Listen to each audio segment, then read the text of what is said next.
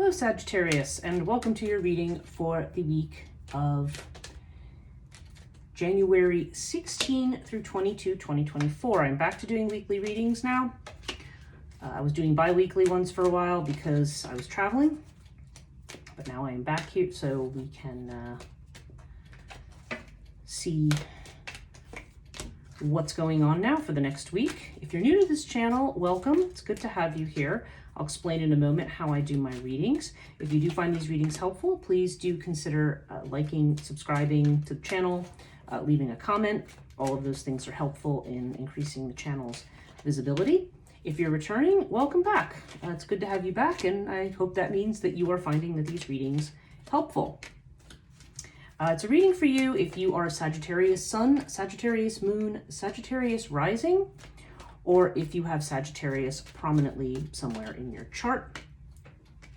This reading may be for you. Sometimes it's the sun sign is not always what you're resonating with. We always tend to focus on the sun sign, but it's not that isn't always the thing. What we're doing today. Okay, before I get into that, actually, just want to mention really quickly, I have two links down in the description below. One is my donation PayPal link, because I have had people who have asked if they want to make donations. And I want to say thank you very much to those of you who have.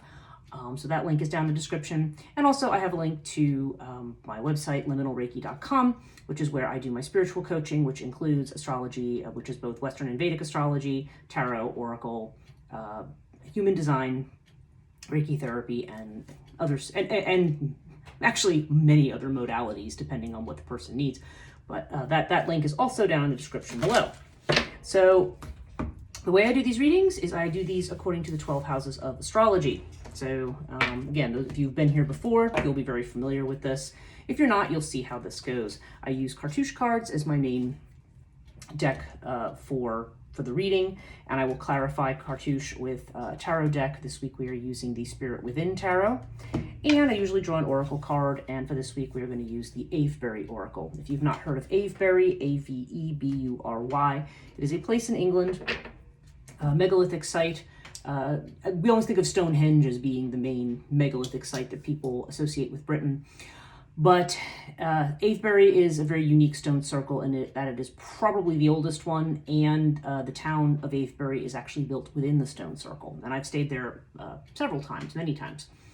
And so I had bought this oracle while I was there. It's done by Melanie Jones, and it's a little bit, I mean, it's her sort of whimsical interpretation of Avebury with the different messages. So we'll finish up with one of those. Okay, so let's begin at the beginning. Aries energy. This is associated with Mars. This is the first house. So this is your personality, how you present yourself to the world, how other people see you, how you want to be seen. And our two cards here are Sirius and the Hermit. Okay, so how do you want to be seen? You don't. When the Hermit comes up, this generally means we may be in a period of withdrawal or hibernation. Maybe we are not... maybe we're taking some time out to reflect on something. Maybe we're just tired and need a recharge of our batteries. But I feel like as you're a very outgoing sign, Sagittarius. So when the Hermit comes up here, there seems to be that there's some work that you're doing on yourself. I mean, we have this with Sirius, and Sirius has to do a lot with the expansion of horizons. So it may have to do with maybe trying to reinvent ourselves, get outside what the normal bounds are of our identity or of who we think we are. Sometimes this has a very physical connotation because the first house does deal with the body, and this may have to do with exercise or physical fitness at times as well. So I don't know. I feel like Sag, you might be pulling back right now just to kind of give yourself a reboot and a recharge of your batteries, and really trying to integrate maybe things that have happened in the past year or even very recently, and just trying to figure out where they fit into who you are and what you identify with. So it seems like there's a little work going on right now. Second house is Taurus energy. Now, Taurus is finances, money, possessions, Venus associated, so can also have to do with your values and luxury items and things like that. And we have the Queen of Pentacles with air. Now, the Queen of Pentacles is a very nice card to have in the second house because it suggests security, comfort, financial stability, having enough to share. Sometimes it can, court cards can sometimes indicate an actual person. So maybe there is a person who is, or maybe this is you in some fashion, that you are dealing with the wanting to be this person or to reach this point of security. Maybe there's somebody who's helping you with your finances or is providing money. Now we have it with air. So air indicates, there's a number of possibilities with air. It could be communications about money, because air does have to do with the back and forth or communication, sometimes even travel connected to finances. I don't know if you have a job where you have to travel a lot, but there's either some kind of messages or communications, possibly from this person regarding your finances. Again, take that as it resonates. That may not be for everyone. Queen of Pentacles typically is an earth sign person. Again, Taurus, Virgo, or Capricorn. Or like I said, this could just be reaching that point of feeling financially secure and also emotionally secure about your finances. I always feel the queens have to do with the emotional component of whatever the sign is. With air, also, there could be communications, or there could be money to be earned through some kind of communication venture. It could be social media, could be writing. There's a lot of possibilities there in terms of communications, public relations, advertising. There's a lot of ways in which that might be a factor. So, so again, take that as it resonates. That aspect of it may not be for everybody. I would say at the baseline, this is suggesting that there could be communications about money that may make you feel very satisfied with your financial situation. So if you're not at the moment, it seems like there may be some good news coming. Okay, third house is Gemini energy, and Gemini has to do with messages and communication. It has to do with technology. It has to do with short-term travel, things associated with planet Mercury. You have to do with sibling relationships. So you can, again, different for everybody. This is a general reading, but these are all the elements of this house. And also, if you are self-employed, this is the house of self-effort. Okay, so here we have a little bit of a difficulty here. We have the Seth card. And Seth shows up when we are, when perhaps we've received a communication that's left us anxious, or that presents an obstacle or a delay. Or maybe, again, if you're in business, maybe you've encountered a problem or run into something that has you worried or that has you concerned. Seth often indicates, these kinds of storms that come in. He's the bringer of storms. So delays, problems, obstacles, things like that. The clarifier for Seth, because whenever you pull Seth in Cartouche, you always pull a second card, is the fire card. So I don't know. I mean, fire comes, has to do with passion. So I don't know if there's a situation in which maybe somebody was impulsive or impatient, or maybe spoke too soon, said something or acted in a way that they didn't, that might have been rash or might have been too soon. Okay, there could be an element of that. Maybe that's why this element of pulling back right now and rethinking something. There could be words, there could be a back and forth. Whether this has to do with self-employment or a business, whether this has to do with between siblings. Maybe for some of you, you have had words with a family member, well, particularly a brother or sister. But again, that won't be for everybody. But nonetheless, there definitely seems to be the sense of something that's happening too quickly. When I see this, I always think of the card, the Knight of Wands. The Knight of Wands is somebody who wants to charge in and do something, but often looks before, they should look before they leap. And oftentimes they just do the leaping part first and then go, oh, crud, maybe I shouldn't have done that. So, so there's that aspect of it. Now, this is clarified in tarot by the Lovers card, which is Gemini energy in the Gemini house. Now, the Lovers can indicate this could have been a miscommunication between lovers, between yourself and a loved one, between you and a partner. If you are single and looking for somebody, maybe you feel like you misspoke or did something, rash or too soon, or maybe acted out of passion in some way. But the Lovers can also have to do with choices. So it could be, having to do with choices that we have to make. And I feel like there was a situation where you made a choice and then maybe regretted that you did it, thinking, oh, I should have thought that through a little bit better. So I don't know. Take this as it resonates, but there definitely seems to be some concern over either could be a communication, could be a business transaction, could just be some kind of relationship communication with somebody where where somebody acted very impulsively. That's what I'm feeling here. Somebody acted impulsively, or maybe if you're facing an obstacle, sometimes this comes up. Fire card may be that you, I mean, sometimes it's positive too. It could be saying, you're going to be inspired to resolve the problem, to find a solution to it. So that's another possibility as well. I mean, in the more positive sense. But I don't know. The first thing that came to my mind with this was that somebody maybe is anxious to solve a problem or get past a boundary, and there may be reasons to consider that first. But there definitely seems to be some choices to be made here. Okay, fourth house. This is Cancer energy. This has to do with your home, your family, typically with the mother specifically, but yeah, there's definitely a strong domestic element to this, and also has to do with your personal sense of security. Okay, now you have Six of Wands with water.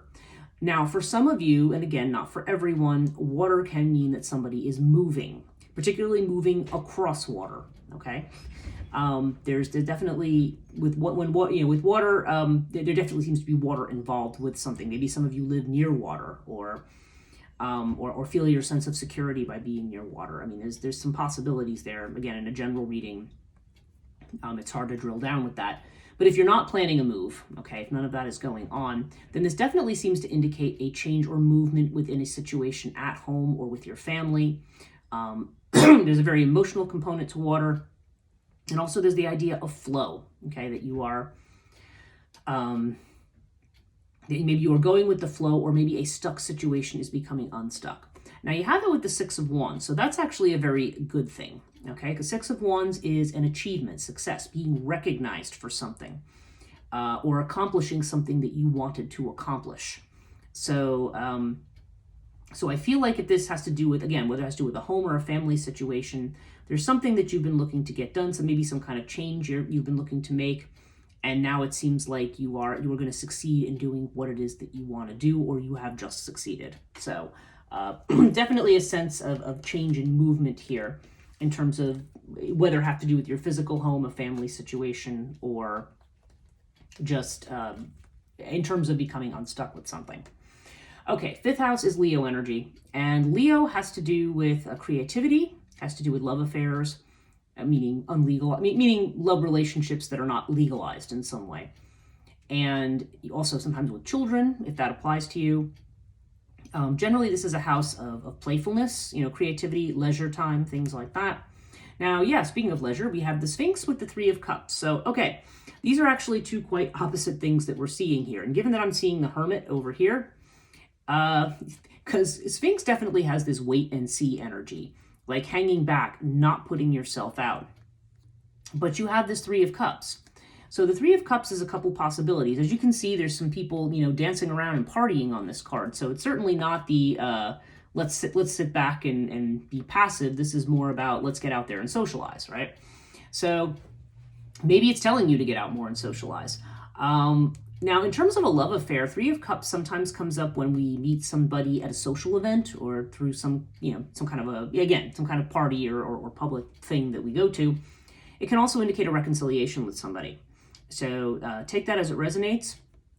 Maybe somebody is looking to come back into your life right now, and maybe Sphinx is saying, I want to wait and see, and I want to think about that for right now. That's possible for some of you. Nonetheless, I feel I don't know, it's just so interesting to see Sphinx here. Sphinx sometimes has to do with things that are secret as well, like things that you are trying to learn about, or things that you're trying to excavate or uncover. It's interesting that I'm seeing difficulties over here with the Lovers, and then I'm seeing the Hermit in the first house, which is kind of like pulling back and thinking through something. So certainly at least one person watching this reading, again, this doesn't have to be something that applies generally. Sometimes I do have some specific messages, but it could be that you may be holding back. Maybe you have jumped into a situation. Maybe you have passionately jumped into a love relationship and now said, "Ooh, maybe I need to pull back," or maybe there was one thing that you got passionately involved, then all of a sudden something blew up, and now you're like, oh, I should have gone slower, or I should have done something like that. So I don't know, but there definitely seems to be this idea of waiting and this idea potentially of reconciliation. But if you are actually looking for love, I feel like, there is some possibilities, again, either for a reconciliation or for meeting somebody at some kind of social event. But again, there would be in that case this idea of circumspection, of making sure you have all the facts on something, waiting and seeing, maybe not giving your hand away, maybe not telling everybody everything, remaining a little passive.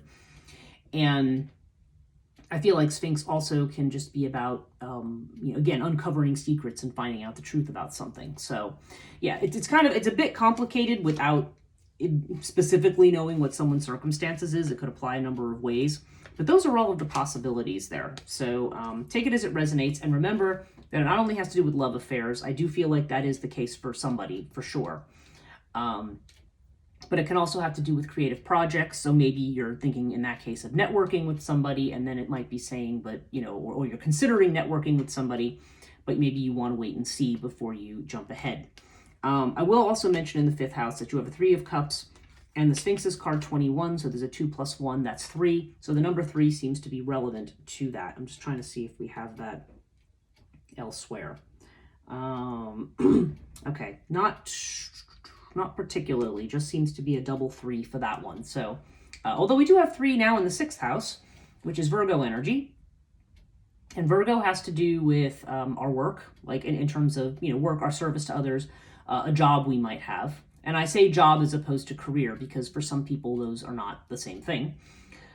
And it has to do with health, with health matters, with things that you might be worried about. This is the house of worry and anxiety about things. Sometimes it has to do with domestic animals as well, if you feel that applies to you. In fact, we do have Bastet here, which is the cat card. So maybe some of you are getting a cat, or there's things going on with the cat. So that's possible here. But I would say, generally speaking, again, what's interesting is that Bastet has a lot of the energy of the 3 of Cups. And this is in your house of both health and worry. So, but also it's with another 3, the 3 of Pentacles here. So I don't know. With the 3 of Pentacles, this is about collaborating with someone. This is about working with someone on something. Now, if it has to do with a health matter, then this would be saying, that you need, Bastet would definitely indicate a need to de-stress in a situation, because there may be psychosomatic illness. Like, for example, if you have headaches or stomach aches or things like that, it could be that you are actually under more pressure and more stress than you recognize. 3 of Pentacles implies working with somebody. So in a health situation, that could be, I don't know, working with a nutritionist, a personal trainer, physical therapist. I mean, that is possible in this particular placement, although that may or may not apply to you. But seeing these 3s all in this area, I feel like, I don't know, for some of you, this could be, you could be somebody you're collaborating with at work or a job, or maybe somebody you've met that way. Maybe, like I said, maybe there was a passionate encounter here that maybe you're double thinking now. Because Bastet still has this energy of sociability and going out and partying and enjoying yourself. I don't know. There seems to be, for somebody, I feel like maybe there's even a work relationship that crossed the line a little bit. But, and that maybe now you're trying to pull back and think about something. But again, if you're saying, well, no, that's not my situation and that doesn't apply to me, I would say in the most general sense, this implies working with others, okay, to achieve your goals or to overcome whatever it is you're anxious about, like involving a third party in some way. And also Bastet is about getting out more.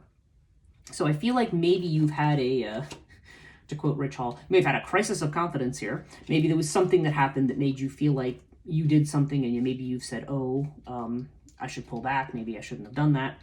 But I don't know. I feel like you have more of a reason to be confident than you're giving yourself credit for. Like, I think you feel people may be judging you in a way that they're not. So, yeah. So, interesting. So, let's move on to the relationship house. So, this is interesting here. The house of relationships, this is 7th house. So, this we have to do more with legalized partnerships. It's the Libra house, and Libra, also Venus ruled. It has to do with balance. It has to do with keeping things in balance. And as we know, the scales are also the scales of justice, which is why this is often about, it can connect to legal matters or legal partnerships, though it's the 9th house that tends to deal more with law matters specifically. Now, this is interesting because you have the pyramid with the Nine of Cups. Now, the Nine of Cups is a wish card. So for those of you who maybe are single, or maybe let's just say there's some kind of relationship thing over here where maybe you think you did an oopsie and that maybe it's not, or maybe you're thinking there's a third party involved in something. That's another possibility here. Or, you quickly got together with someone and then they ghosted you. I mean, there's possibilities here. Nonetheless, what we're seeing here is somebody who is a wish fulfillment, somebody who is the right person. Now, Nine of Cups, to be fair, can also sometimes indicate doing something on your own, because nines tend to be more single energy, tens tend to be more family energy. But seeing it with pyramid, I feel like there's a relationship situation. And again, this could have to do with a business partnership too, or some other kind of important relationship. It does not have to be about a marriage or something like that. But again, you take it as you feel it applies. But there seems like there's a wish fulfillment coming in here in time. So I feel like, when I'm seeing this rushed energy over here, I feel like maybe you're impatient for a relationship situation or for a business deal or for something to move ahead. But you need, and you are going to get there. You are going to get your wish. But this still may be something that needs a little bit more time. This could be a test situation in some way.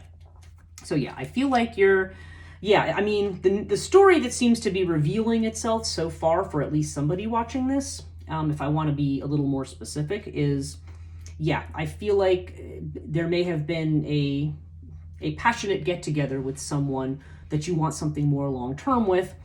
And I don't know, maybe you're finding out about a third party that might be in the mix. Maybe that person's, still married to somebody, or maybe that person is potentially looking at it, has another person in mind, or dating somebody, or I don't know, or somehow a third party is involved.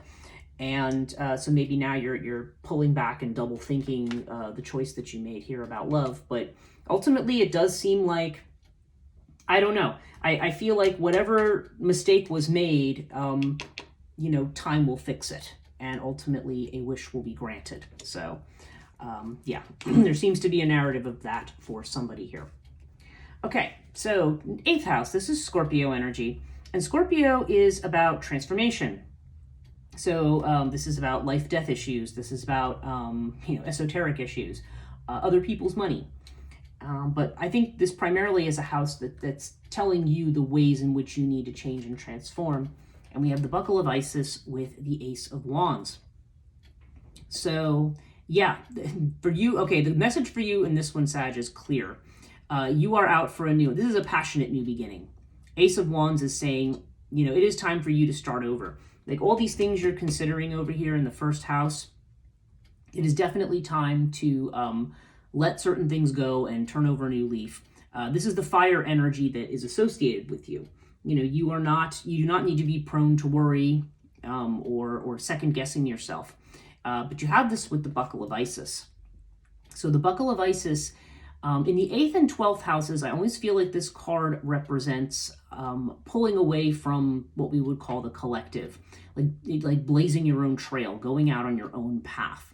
I mean, there's a singularity to this that says, it doesn't mean you're not going to be doing things with people, because there's this sense of collaboration that's going on down here. But in terms of your own identity, the aspects of who you are and where you've been going that have been more about pleasing other people or fulfilling other people's agendas. When this comes up here, this is telling me that you need to, you need to do your own thing. What the effort that you put into blazing your own trail, to starting your own project, following your own passions, and you are on a this is a new path for you. That this is going to be a rewarding path. The work that is put in is going to yield a result. That's what the Buckle of Isis means, but it does require the work, okay? And it feels like you are doing the work. I mean, certainly you are redefining yourself in a lot of ways here. Okay, now this is your house, the Sagittarius house, the 9th house, ruled by planet Jupiter.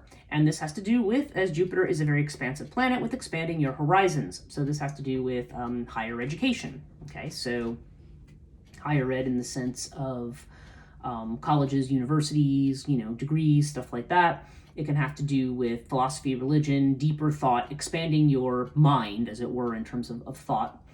It also can have to do with long distance travel as well. And as I mentioned earlier, legal matters. Yeah, and for some of you, Thoth is here. So for some of you, maybe there is a legal matter to be considered. You have this with the Chariot. Now the Chariot, okay, being that this is the house of long distance travel, the Chariot to me is a card of, it is one of the ultimate, it's the fastest moving card in the deck, and it is actually a card of travel and movement. So for some of you, long distance travel or a long journey somewhere is definitely in the picture or part of the picture, okay? And with Thoth to me, in that particular case, has the feeling of what I'm going to say karma. And I mean karma in the loosest possible sense here, because karma is really a word that just means action. But I feel like it's more a case of, and again, divine timing, although I don't know exactly, people have different impressions of that, and what we mean by divine. But nonetheless, the idea of something happening, being in the right place at the right time, maybe that's the best way to say it. And so there may be a travel opportunity. There's some opportunity for you to take control of a situation, take control of your life, to travel. And I feel like the time is right. So yeah, so I think part of this redefinition that's going on here for you, Sagittarius, is that you are, I don't know, you are ready to move beyond the boundaries that you're in. And I think this is why you're in a phase of withdrawal right now, because you are about to embark on a new beginning here. You are about to move towards the relationships and situations that grant your wishes and get you to where you need to be. Although with all these threes down here, the other aspect of the threes is that you may be at the beginning of something.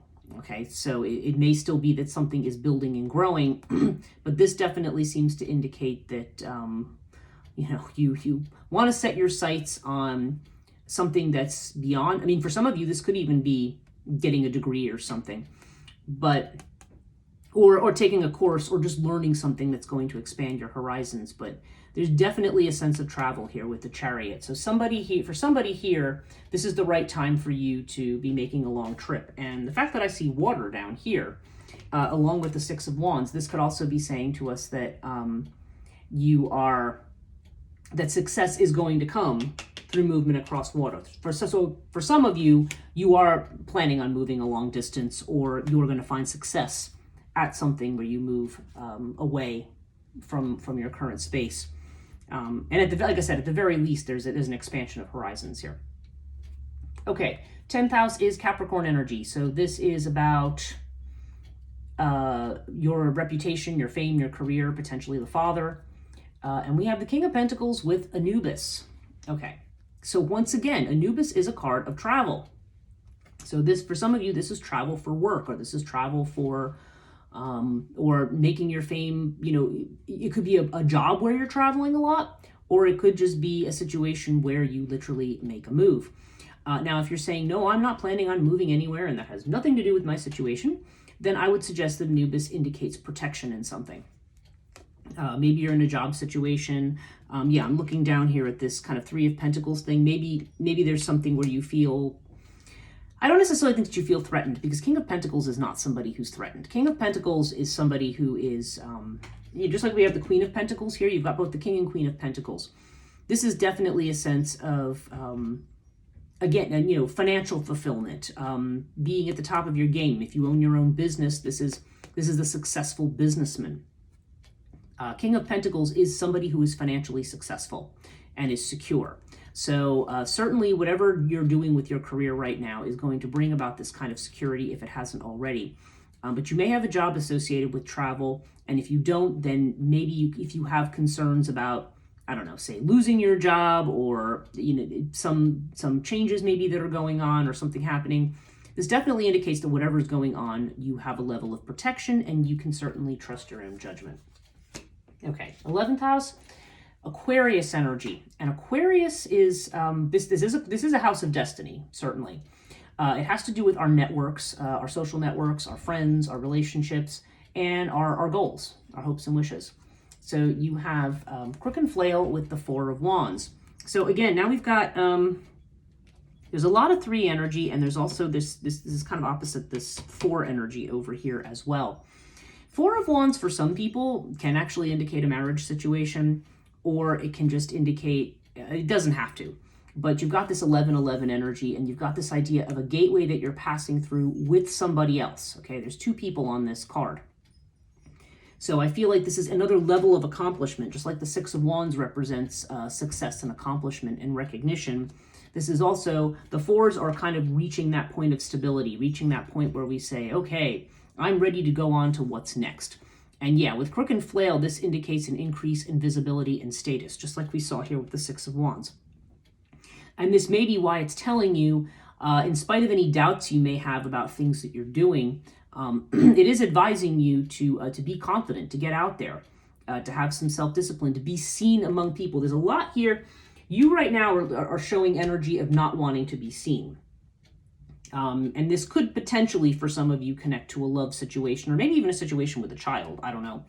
But but nonetheless, whatever this test is, whatever this relationship situation is, whether it's a romantic relationship or some kind of other, friend, business kind of relationship, whatever it is, you're being told that, it's time for you to move through this gate. I mean, you should be confident in yourself, confident in your abilities, confident in where you're going, and understand that you are being recognized for, who you are and what you bring to the table, what your gifts are.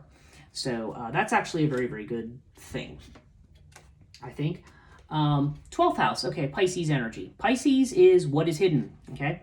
So if the first house is how we are showing ourselves to others, 12th house is what we're not showing to others, maybe what we're even hiding from ourselves, and sometimes what we're afraid of. And this is interesting because we have Hathor with the Fool. So there's a lot of trepidation in this reading, but unconsciously you are ready to jump. You are ready to leap. The Fool is the person, as you can see, who takes the leap of faith, okay? And, and they're ready to do that. And of course, there's the dog there saying, hey, take the leap, but be a little careful, because we are seeing some of that element of being careful. And we have this with Hathor. Now, Hathor is a strongly feminine energy. I mean, it literally is the card of feminine energy in this deck. And it's very similar to the Empress in its energy, I think, because it has to do with planting seeds, with growing things, with establishing security. Also like the Queen of Pentacles that we have over here. So maybe there's concerns here. I also feel like there's a strong Virgo element to this card, even though that's not usually how it's understood. Because I feel like the Hathor card is somebody who is, who's very organized, who's got a good, what we're going to call a good nesting instinct. If you're a woman, you know what that is, whether you have children or not. Nesting is about that we go into these phases where we have to rearrange and make our space a space that is home. You know what I mean? Where we have to go around and we have to make things comfortable for ourselves, make things comfortable for other people. Get our things organized, get things under control. Perhaps there is a worry here that in taking this leap that you are letting go of this. But there also could be a fear for some of you. I mean, I think of this as being the archetypal feminine. So maybe that there could be a fear here of in looking at this, maybe of showing too much feeling or showing. Weirdly, kind of like showing too much of a nurturing thing towards somebody. If this is a man looking at this reading, this could have to do with maybe not wanting to appear too soft to people. But although Hathor also has Sekhmet as one of her aspects, so I would hardly say that Hathor is necessarily soft. But Hathor is a very seductive energy too, potentially. And I don't know. I just feel like maybe you're not. If you're a woman, this could potentially refer to that sense of confidence that you need to have, that sense of, I'm good enough, let people come to me, because we are seeing this confidence over here. So for some of you, this could just be a fear of taking a risk and maybe, doubting what your own charm might be over here, so I don't know, take it as it resonates there, but if it's showing up in that house, you have to understand that whether justified or not, this is something that is informing your actions right now. There's a sense of wanting to pull back and double thinking, taking a risk, or maybe feeling like you took a risk and whoops, that was a mistake. So there's this kind of pullback energy. Overall, we've got the Queen of Cups with the Scarab, and Scarab is an overall, things are changing. Fits right in with the Ace of Wands here. You have a new beginning coming in, and the Queen of Cups indicates a new beginning that is more from the heart. Queen of Cups operates from the heart. This is emotional. This is more watery. So I think really if I'm going to give the message of this, it's open up your heart. Don't worry about past mistakes. Don't worry if you feel like you've screwed something up. And it doesn't matter whether it has to do with romance or not. There may be a situation where you've shut your feelings off about something because you feel like that was a mistake. But this is saying no. It's time to open your heart to something new. Open your heart. If you have somebody who's not opened your heart to love, it may be telling you to do that. So again, it'd be a little bit different for everyone. Let's pull our Avebury Oracle card and see what that says for you.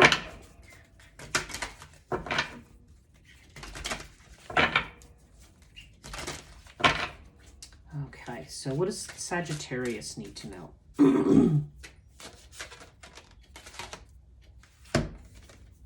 Okay, your card here is called Guarded.